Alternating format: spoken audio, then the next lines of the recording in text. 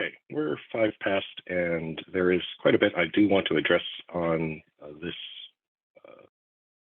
update. We are generally running these every 2 months. Apologize for those who may have been able to attend 2 weeks ago and are perhaps looking at this recording unable to attend this time, but again, it had to be canceled due to an illness. I apologize for that. Nonetheless, let's get underway. I'm certainly happy to introduce the IOL to anyone who's not familiar with us, and we can discuss more about our organization in a separate meeting if you wish to reach out to our colleagues such as Mike Gooding, who's certainly happy to set up tours or Zoom calls or such to discuss our activities. We are a nonprofit neutral entity since '88, addressing Ethernet and most recently TSN and single pair Ethernet activities in a variety of alliances and forums. I'm happy to speak with you today. Jason, unfortunately, is also out with issues that prevent him from participating today, but nonetheless, I'm happy to address the SPE topics that we would otherwise be addressing. And my focus, much of this talk is going to be on SPE updates, but I will have some brief TSN comments. Principally, I want to touch base on my takeaways from the Automotive Ethernet Congress some 3 weeks ago, I believe, as well as update you on our 10-base T1S activities and ongoing 10-base T1L and advanced physical layer activities in those single pair Ethernet technology spaces, and also speak to some plugfest activities related to TSN in general. So briefly, the Automotive Ethernet Congress is the first event that I've traveled to internationally, and I was pleased to see the attendance and general health and engagement of all parties. You can see we were nicely packed, and I believe the event was overall successful. To be clear, my current issue with coughing and such has nothing to do with what you might expect. It's just local New England allergies. I do want to give a shout out to our former colleague, Curtis Donahue, who gave a wonderful presentation on the challenges of multi-gig or 10G-based T1 testing from the Rody Schwartz perspective now. I do want to dwell a little bit on this slide. All of this, the recording and the slides, will of course be available offline. I unfortunately cannot share the presentations from the Automotive Ethernet Congress for those who were not able to attend, but I want to highlight at least 4 talks in brief, in no particular order. Max Turner's talk, Max, for those who don't know him, is the Automotive TSN Profile Chair in .1DG. He's also from Ethernovia. And he's made this point several times, and it's one that's hard to highlight here in just a few short words or comments. But while the time-aware shaper is very powerful in a tightly controlled network with known topology, static topology, very specific known needs for traffic flows, it becomes very challenging to make use of such in a more dynamic environment. Its complexity is much higher. This point I've tried to make to various parties. Max continues to try to make this point. While Max does not speak as the definitive, this will not be part of the automotive profile, that is for the working group to decide. He continued to make presentations making the case that there are complexities with the time-aware shaper that bring the complexity higher for the entire system, since every network node now would have to support time awareness, including bridges. Again, reminder with 802.1 AS, bridges need to only relay time. They don't need to actually track time. As soon as they become a time-aware shaper, though, they need to also be aware of time. So that's just one example of the complexity, and I'll stop there for brevity. Marty also from Keysight, got into a talk that had many similar talks and booth presentations as well about the growing use of MACsec. That's the 802.1 layer 2 security mechanism for encrypting your traffic so that content can't be hacked, can't be manipulated, can't be recorded and replayed, etc. And of course, there's some challenges engaging with MACsec in a TSN space, not the least of which being that frame preemption will be fragmenting a large MTU packet and thus requiring it to be reassembled while also those packets being encrypted. So how to test and validate that is an approach Keysight has been looking at for some time. Frank has been heavily involved formerly from Intel in the Avenue space, as some may know, certainly in the 802.1 space. Frank's now with Cariad. He is one of many speakers who gave talks on the clear direction that the industry is moving in towards a zonal architecture for the automotive OEMs. Again, evolving from their past architectures, I won't try to highlight on that. But Frank specifically has raised the problem that there are needs not being fulfilled by Open Alliance. There's needs not being fulfilled by Avenue Alliance, specifically when it comes to address, network configuration of the zones, as well as some testing issues, including quality of time, an area I'm seeking to address as well in our services as they grow. AutoSAR is one area that Frank is currently looking at to try to improve their use. Of course, those not familiar, AutoSAR is heavily used in the OEM space as an open source platform, but certainly there's more work to be done as the adoption of Ethernet in the automotive space continues to grow. Certainly a large topic area in the meeting, and one I do want to dwell on here for a moment. Kamal, this is the summary I'm raising here from currently from Aviva Links. We know him from past endeavors at other organizations. But he presented on asymmetric Ethernet needs. This is not a new concern, but just to highlight the point, whether it's cameras, displays, much of these high data rate transmissions are unidirectional in nature. There's a high data flow in one direction, very light in the opposing direction. Not zero, has to be some sort of acknowledgement or similar feedback. PTP, for example, needs to flow in both directions, P delay or such. But there are concerns with using classic SPE or any Ethernet because it's not necessarily power efficient. There are various asymmetric solutions.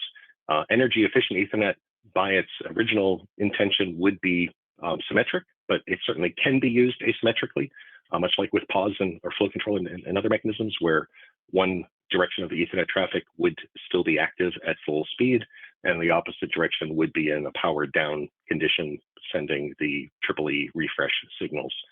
So that's one effort that certainly could be performed. However, at least in the Open Alliance context, that work to specify its use in the automotive setting is only recently being addressed. So TC16 is beginning to do work in that space. And in parallel to that, many may be aware of ASA, or the Automotive SerDes Alliance, which has defined effectively a time domain solution. To put it simply, imagine having, it's time domain duplexing. So a long window of time where a single pair Ethernet solution would transmit in one direction, and a very small window of time where the opposing signaling in the opposite direction would be transmitted back. So there's no simultaneous communication. So the SerDes communication is drastically simplified, if you will. And I know that's a little bit of an oversimplification myself, but ASA is certainly moving forward and presenting a low-cost option. Their efforts within the alliance to promote that technology is certainly well underway. And the question remains, what will be the optimal solution in 5 years?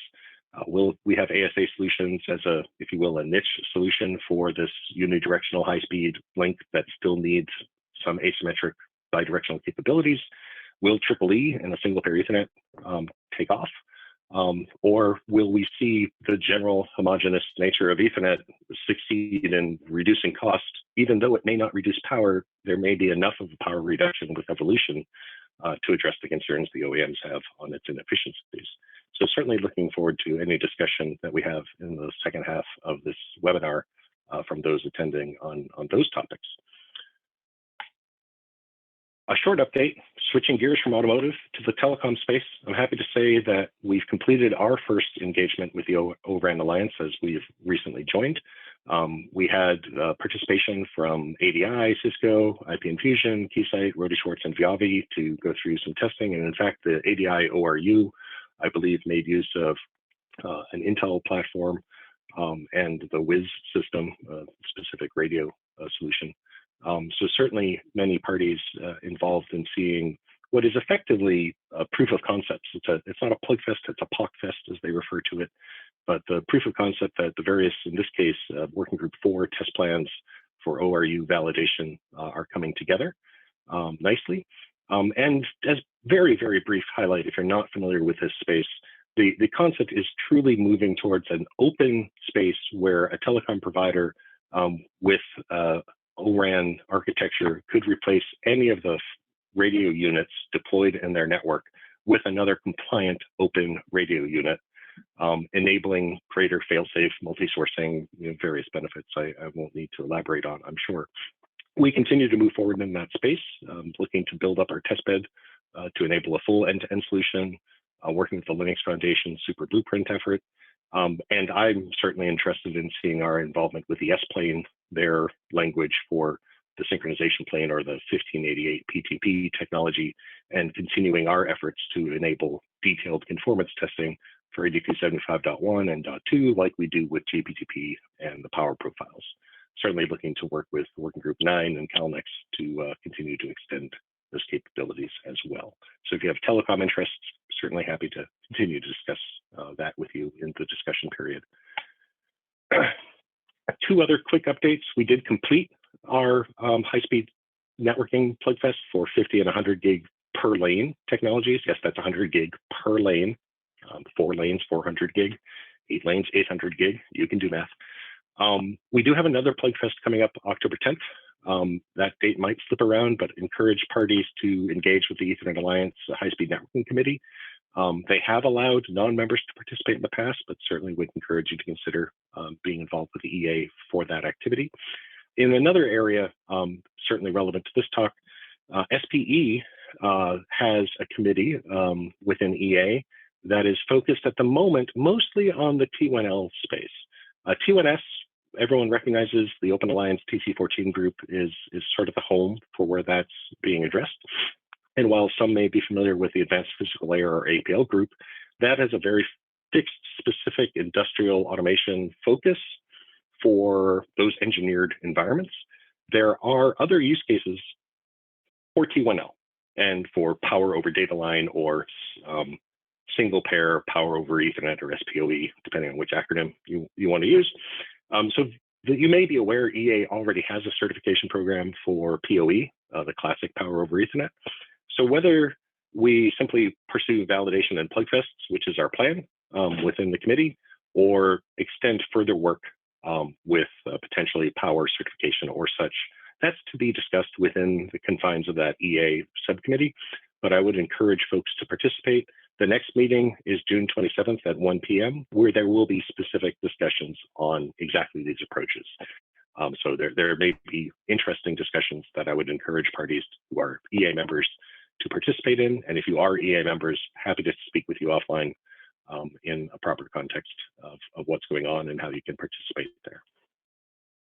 Very quickly on the EA, on the 802.1 activities, this is a rehash of the slide I provided back in April. While some things may have changed slightly from May, I didn't take a moment to update the slide from the .1 shares. You can see there's a lot of activity going on. I've made the point several times, even just the industrial TSN profile has 42 different IEEE standards that it references, let alone any IETF or other references for EAing or such. So one problem, I think Max made this point in his presentation at the AEC, that he thinks there's only 5% of the engineers he speaks to really have any sort of understanding of what TSN is. And I'll just make the point, TSN itself is a term that's overloaded, right? It's what exactly you're talking about. We need to narrow down to specific standards, specific use cases. These profiles, be it for automotive, industrial, aerospace, et cetera, will help define a better common understanding of how TSN would be used in those spaces. But the only profile done is BA, which was completed some 6+ years ago for the pro audio space. So the work is ongoing. One question from the last meeting in April was, what are the timelines? So we'll get to that on the 6802 side specifically, which is the industrial TSN profile. In May, that's not binary. The 1,010 comments submitted against draft 1.3 have finally been completed, the technical ones, at least. There is a meeting, was a meeting in Frankfurt for discussing development of the draft 1.4. And And last time I also made a mention of a common TSN. The two presentations here folks might want to take a look at. The Siemens and D&B audio one from Henning may be of most interest as it has a little bit more detail. This is a challenging space. Again, as I just said, TSN, lots of different technologies, time war shaper, preemption, ATS, the credit-based shaper, all sorts of different options, cyclic queuing. We can't have them all together and on at the same time. They conflict with each other. We need profiles to guide us. So the idea of having a common TSN layer, a common set of shared converged hardware, is attractive but challenging. So leave it at that for now. It may not be obvious, but support for PTP timing in general is not quite there in the 802.1as or the GPTP standards. So this ASDS amendment is looking to ensure that half-duplex can be supported. And why do we care about half-duplex? Again, 10-base T1S, one of the principal use cases in the automotive space at least, is to make use of half-duplex communications, presumably one day with PTP running on those links, so that you can enable a time-sensitive networking solution across those half-duplex links. We need this standard to fully define that functionality. There will be a plenary fast approaching here, July 10th. So certainly look forward to meeting any of you who are attending that. A large contingent of our IOL folks will be driving up to Montreal since it's a relatively short 5-hour drive. So look forward to seeing any who are in attendance there. And again, as I mentioned it last April, I just gave a short update that the cyclic queuing and forwarding enhancement PAR has been approved with the link cited there. But people always ask the question, what's the timeline? How fast are these things moving? And here's the one slide that was shared in April at the interim that at least updates the industrial TSN timeline. And as you can see, full official completion is still years away. But what's most interesting here is if the schedule is kept, when that SA ballot starts in November of this year, that should be technically complete.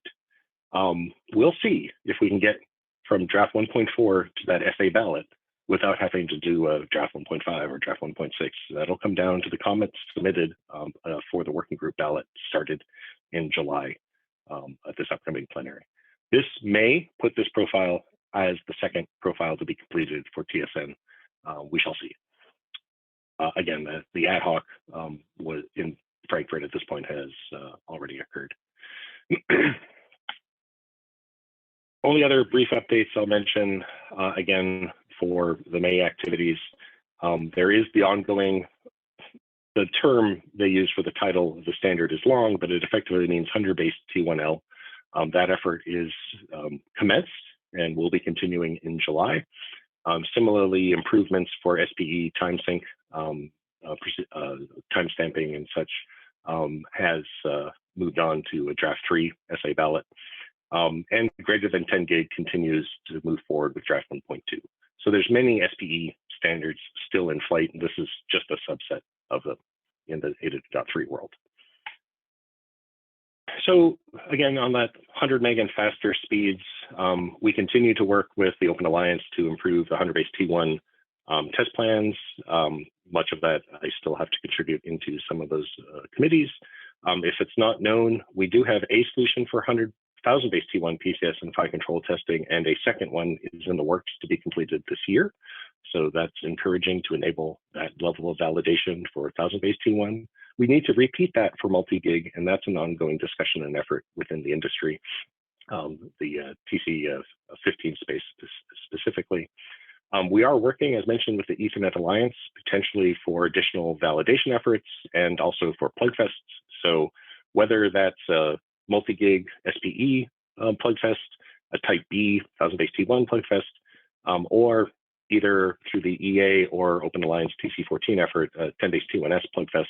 I didn't put it in the slide, but there was a 6-vendor 10-base T1S half-duplex PLCA plugfest at Munich at the AEC that was successful, and certainly look to build upon that as the TC14 efforts themselves still need to advance beyond simply PMA test coverage. Briefly on 10 base T1L updates, again, we're continuing and ongoing with APL certification for that space. Beyond APL, we have our own IEEE conformance test plans for PMA and draft test plans for PCS, fire control, and auto negotiation, which is used in T1L. We do have our own software that would enable the APL-defined tests for those members of that organization, which you can run in-house, and we have our own boards that you can purchase for injecting power or removing power, and otherwise line tapping and such that you're welcome to peruse. And our 10 base T1L services will be, again, spinning up this summer as a standalone service from our other 100 base T1 and 1000 base T1 efforts. But I want to spend some time talking about 10 base T1S testing. This is one of the areas of interest that many have, and our engagement has only recently moved forward given our completion with the T1L activities through the APL-funded activities. So here I'm just highlighting a couple options because people ask, how are you testing 10 base T1S? Well, effectively the same as how we test 10 base T1L.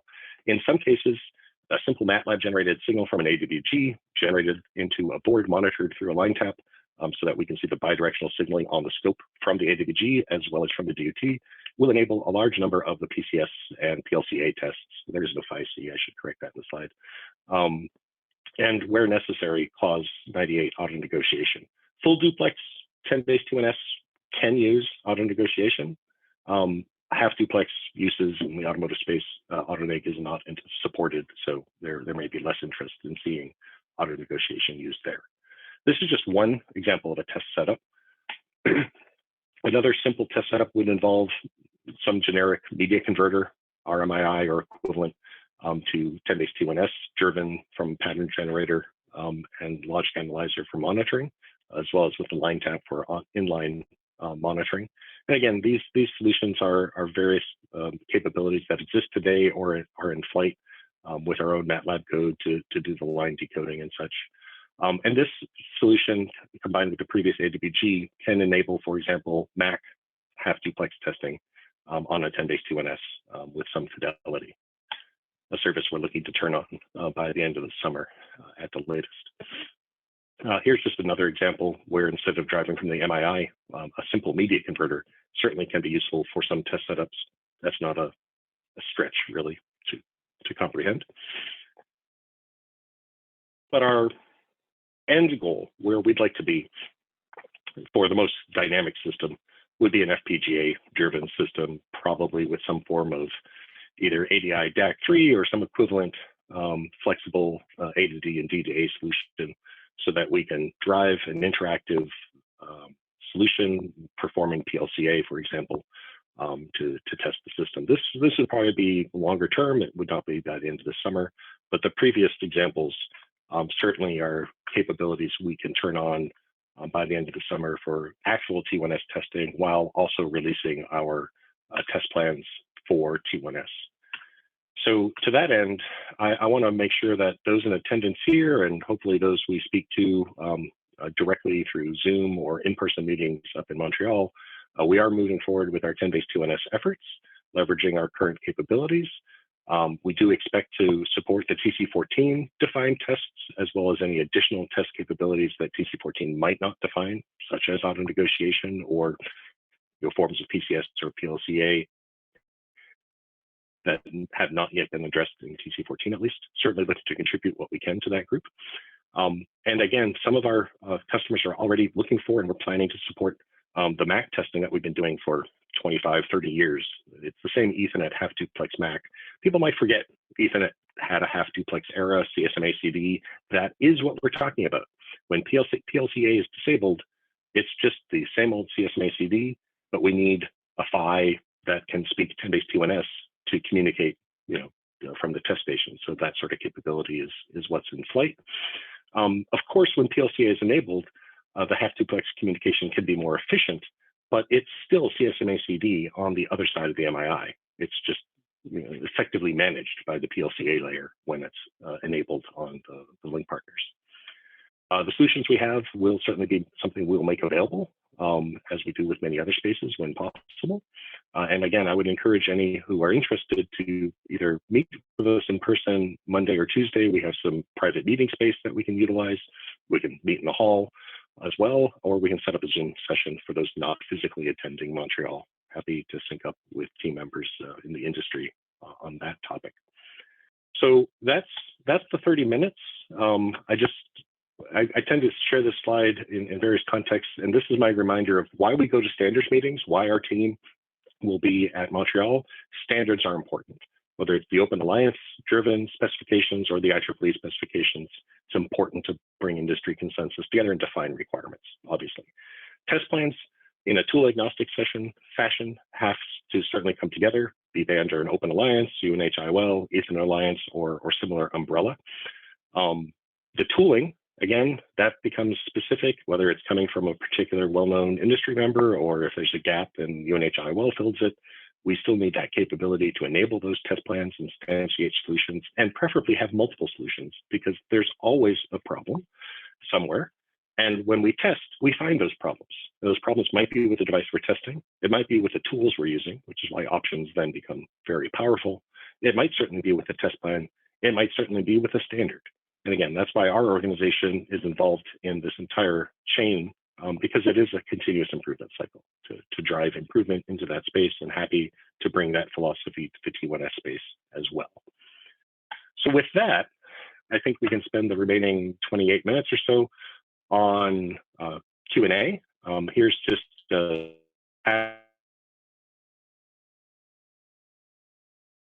questions, 20 or 30 minutes to really do a deep technical dive on TSN standards, but whether it's more talk on ORAN, more talk on T1S plans, various other Open Alliance activities, or timing security or quality of time testing, I do strongly believe there's a gap, a very large drive a truck through it gap in the current assessment of devices. There's a lot of focus on conformance, not enough focus on performance. And I'm sure some have already experienced that in your own efforts.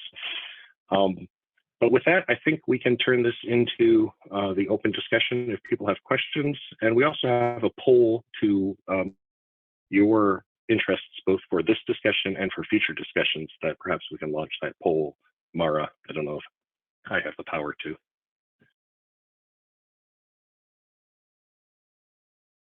Poll has been launched. The poll has started. Excellent. Thank you. So we'll let that run for a few minutes here. If those in attendance wish to share your views, certainly that is welcome, so that we can understand both where this remaining discussion can go and future discussions.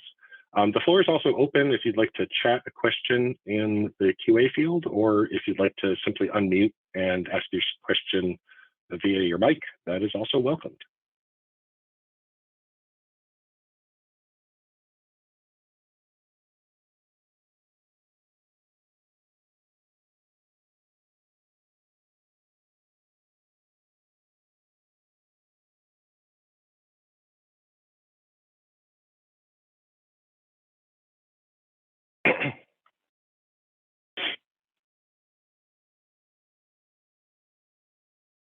Everyone's always shy. Before I call on people, someone come up with a question. I'd love to try to address your interests.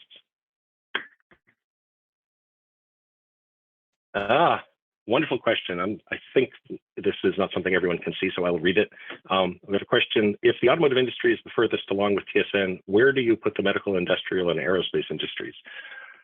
Oddly, I'd actually point out, for reasons that somewhat defy logic, the pro audio space is actually the furthest along with TSN. They first defined audio video bridging, AVB, that 802.1BA profile is for pro audio and video, but audio is dominant, certainly in the space.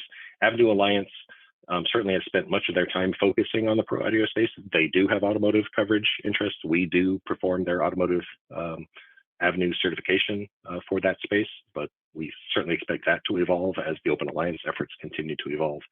So that one point aside, automotive is certainly the first user of what would properly be called TSN, which honestly is just an acronym change. There's the same standards from AVB plus some 40 more.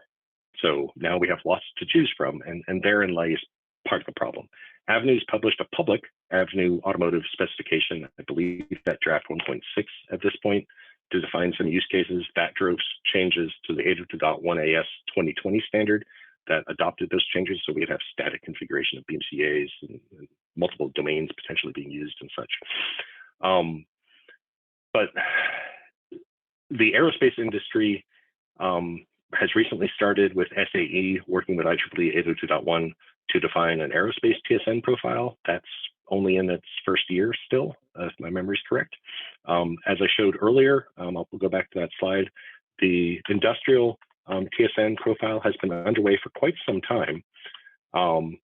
This doesn't show the full history. It's been going on for years. They just completed a PAR extension, so I think that means they're at the end of year 3, but I might have that wrong. And they still expect another 2 years, right? So a 5-year effort, effectively. So industrial automation, at least, the field bus wars effectively being merged together into a common for the industrial space TSN layer will happen. That I'm sure of. Just like APL brought ODVA and PNO and FieldCom Group and OPC Foundation together to define a common physical layer for 10-base-T1L, there will certainly be use of this TSN 6802 effort between the IEEE and IEC 6802 TSN profile. Medical is an interesting question. I personally am not aware of any medical focused TSN profile within 802.1. That doesn't mean it's not happening. I'm just not aware of it. So that might mean it's the furthest behind, or I'm just ignorant in that topic, and feel free to comment on other things I'm ignorant on. I'm sure there are a few. Good question, though. I appreciate that. The polls will be closing in about a minute or so if any further input is desired there. From what I'm seeing at the moment, I've got one other, which might have been asked in the Q&A. If not, please do ask it in the Q&A. But otherwise, I see some interest in multi-gig and 10-base-T1S, a little bit on T1L, both APL and non-APL. Again, for the non-APL interest, I would strongly encourage you to participate in the June 27th meeting if you're an EA member. That's 1 p.m. Eastern. Bob Voss is the chair of that effort from Panduit. In the APL context, if you're a member of the APL group, happy to talk to you offline about that. Various test plans and tools and such exist that we can support you with there. On the multi-gig side, while we do have our own PMA efforts underway, Jason is leading an effort with support from Keysight and others to enable our multi-gig PMA test capability.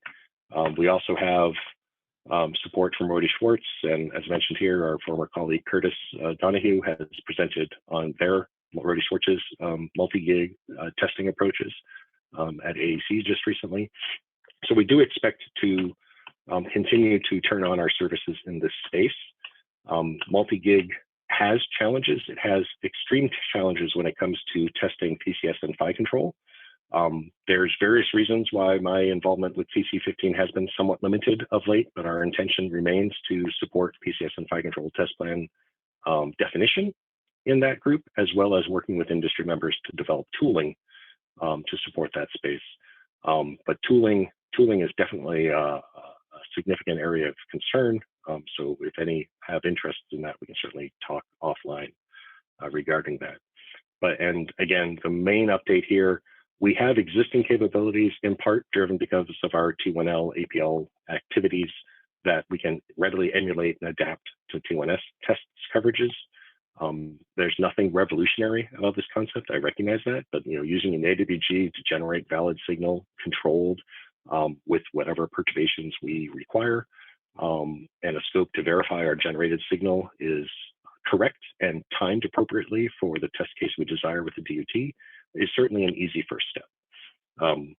Depending on solutions, and in Munich at the AEC, I certainly saw evaluation boards from various vendors who have exposed MII that would enable this test setup, as well as media converter solutions that could enable different test cases. Again, it depends on the test scenario needs. Longer term, we can certainly pursue an FPGA. If only someone was on the call from AMD Xilinx. But anyway, other questions? Mara, I don't know if I have to click a button or if the poll results can be shared, or if there's any other questions in the polling that we want to pursue. No, that poll is closed, and we just launched our final poll just to try to gauge from attendees on some forum ideas for next time. Yep, perfect. There's one question on here you might not be familiar with. P50. I dyslexiaed that, Mara. That's supposed to be P1952. My apologies. P1952 is GNSS or GPS resiliency, something the Department of Homeland Security has been pushing. The IEEE is pursuing in the P1952 effort, and there's a possibility our organization will get involved there. You might ask why. I'll just simply go back to, we're talking about TSN as well as SPE, and the critical piece of TSN is the T, the time. So if we can't get you the time reliably and resiliently, in this case, a GNSS provided solution, then your system is going to have to operate in a failback, fail-safe, failover mode. That may be non-ideal. So certainly how time is disseminated over vast geographic regions is either a telecom profile of PTP or some form of GNSS. If there's a third option, I'd love to hear it. There are, but radio signals from NIST in Denver are was that WWVW or such, WVA. There's a few other long reach solutions. So you could catch me if you're aware of them on what those other solutions are. Yeah, I'd love to hear other comments, other feedback, general discussion on what your take is on, for example, does anyone have an opinion, and this is just anonymous or otherwise, on the question of asymmetric Ethernet? Will something like ASA be the solution?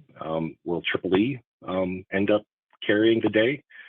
Are there other solutions that might come about from innovation? Just curious if there's any talk or questions that we can approach here in our remaining 17 minutes or so.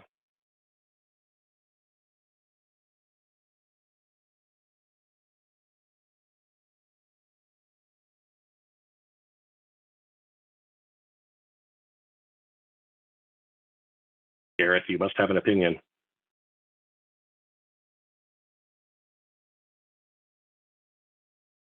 On something, at least.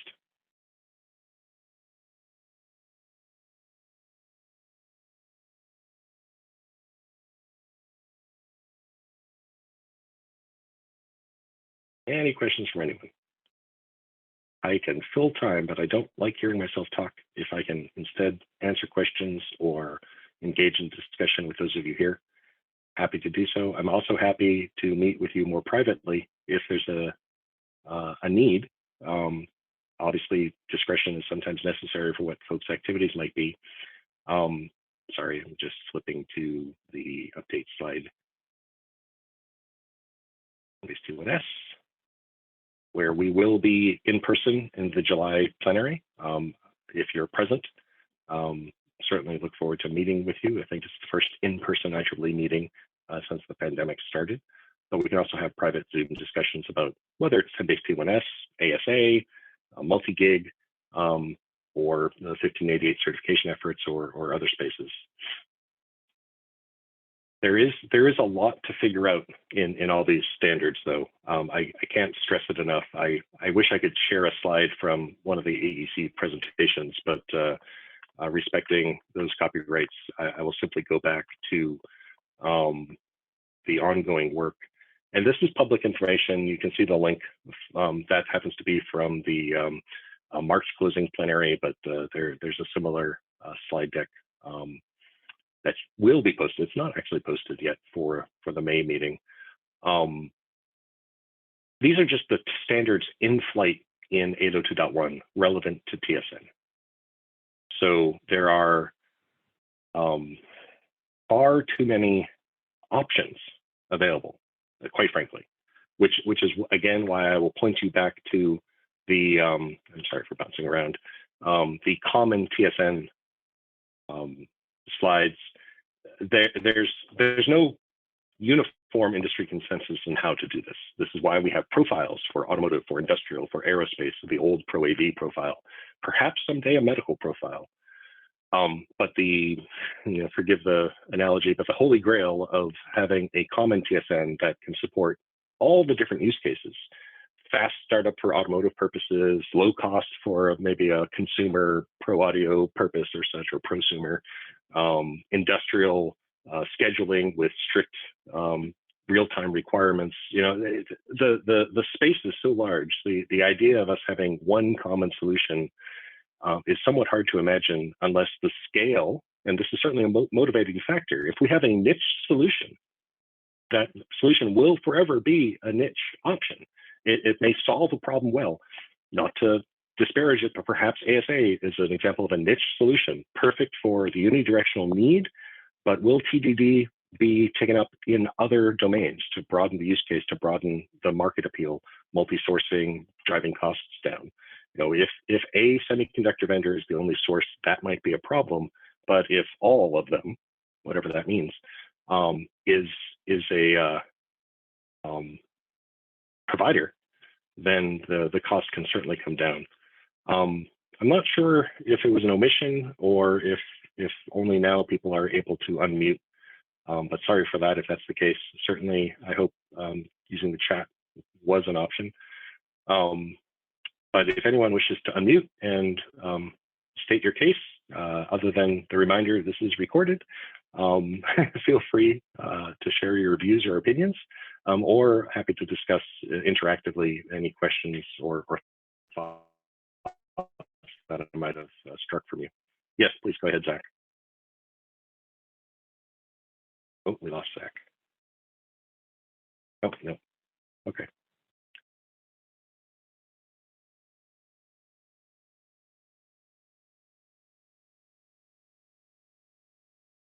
So in July, we will certainly have had the first face-to-face meeting from the plenary. We are efforting towards many different needs. We do value this discussion and this feedback for where our next steps need to go. We've heard clearly from many that our next steps, in addition to supporting multi-gig where we can, we've already addressed 10-base T1L. We're continuing to expand full coverage beyond ATL specific needs, but that effort is ongoing. So 10-base T1S is our summertime focus here, to be quite frank about it, to get 10-base T1S set up, moving forward. So those interested in the 10-base T1S space, whether you hail from a semiconductor vendor or an OEM end user or anyone in between, we certainly would value your input, privately shared or otherwise, on how we can be of assistance. Clearly, and it's understood, increased involvement in the Open Alliance TC14 is a strong desire, so that we can collaborate in that community as we have with TC1, TC12, and TC15, and some of the other spaces, TC9. But not everything is handled in these spaces. I'll just go back to Frank's comment on the particular needs in defining application level configuration was really his focus of the network. You have all these TSN options. How do I configure? How do I set it? If a time worshiper is present, how do I set the schedule? How do we and where do we define these things? It's slow going in IEEE. There are various Yang and related efforts to define that management mechanism. The profiles try to do their work to fill in the gap. But the 802.1 DG effort for the automotive profile is still a year plus away from being technically complete, in my opinion. So there's still work to be done. Is AutoSAR the right place for it? Should work be done, apologies, should work be done either more with Avenue or Open, or is there a fourth entity that is a proper venue for continuing to fill in these spaces that are being missed by these organizations? These are questions we'll all be asking, but at least for my organization, from my point of view, we'll be looking to address 10-base T1S multi-gig, continuing to fill in the gaps for the quality of time, the performance of timing, working with leaders like CalNex, and where possible, potentially working with MITRE and the Department of Homeland Security for P1952 GNSS resiliency, which certainly is critical if you receive timing from any sort of GPS or similar source. As we run into the last 9 minutes or so, I think we have our last poll completed from the looks of it. And I see two leading questions, the 1588 certification testing. We do have, I mentioned it in past meetings, I haven't talked about it much in this slide deck. We do have an effort, I'm not sure if I have a slide at all for it, apologies. So I'll just leave our contact information up here and just remind, we do have an ongoing effort with the IEEE and NIST to define a test suite specification. There's an edit cycle that's been very long in the tooth on our side to get that test specification updated for a balloting process through the Conformity Assessment Committee on the ICAP program. Those of you not familiar, IEEE SA, the Standards Association, does have a conformity assessment program, ICAP as it's referred to. And they do address several areas of conformance and certification testing to IEEE standards. It is very likely that the GPS resiliency effort through the P1952 IEEE standard will security of the smart grid's timing through GPS and delivery of time through the power profiles, the utility profiles, is certainly what we're addressing currently in that space for ICAP. But extending that IEEE 1588 certification, be it through GPS resiliency or to the telecom profiles, if that's the right venue. Is ORAN the right venue? Is ITU unlikely? But as it's an IEEE 1588 based standard, the ITU profiles could certainly be addressed.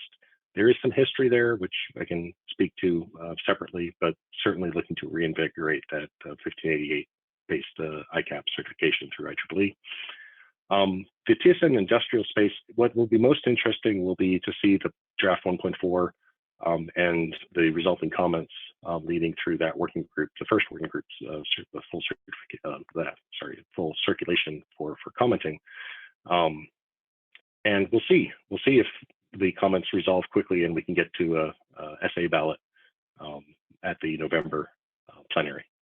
It's only one plenary meeting cycle from this July event. That'll be a challenge. There is a somewhat stalled but ongoing effort to try to define conformity assessment for the TSN industrial profile. Certainly looking to update you on that after the July meeting. So among when we have our next meeting, it would most certainly be in the August timeframe following the July plenary, likely the first week of August. Many may certainly be on summer vacation at that time, but there's always recordings. And if I do have an update on that conformity assessment effort, I will certainly share that.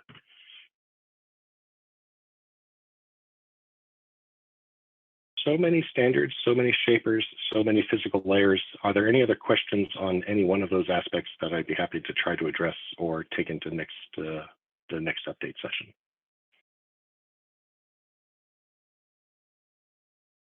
Again, you are free to unmute if you wish.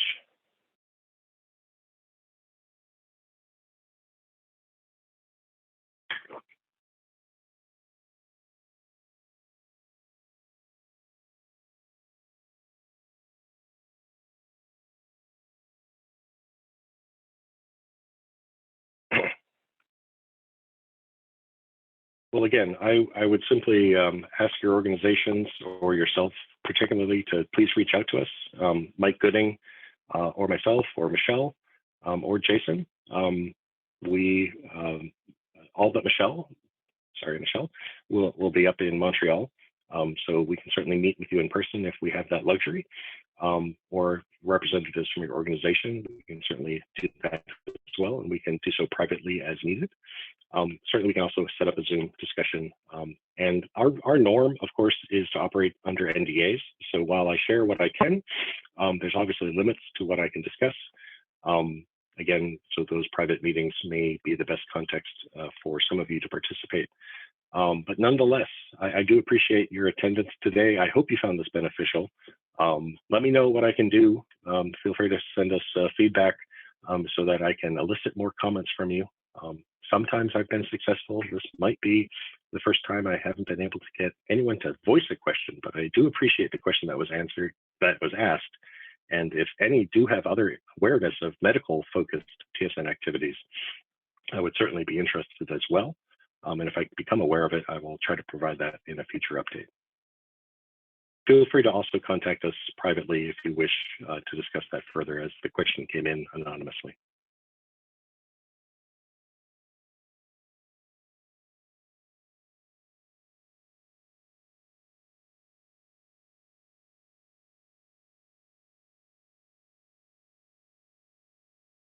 To try to ask a question. I can always fill 4 minutes, but I can also give you 4 minutes back to your day. So let me do that. I thank you for your attendance. I look forward to our next update in August. Feel free to contact us in between, or if possible, I look forward to meeting you in Montreal. Safe travels to those attending the plenary for IEEE. And please, again, consider engaging with the EA subcommittee, the TC14 group within Open Alliance, the APL group where appropriate to address some of these questions more specifically, or the IEEE 1588 ICAP conformity assessment committee, defining that certification program for the power profiles. Certainly happy to take questions there as well. So again, thank you all. We'll go ahead and end today's webinar.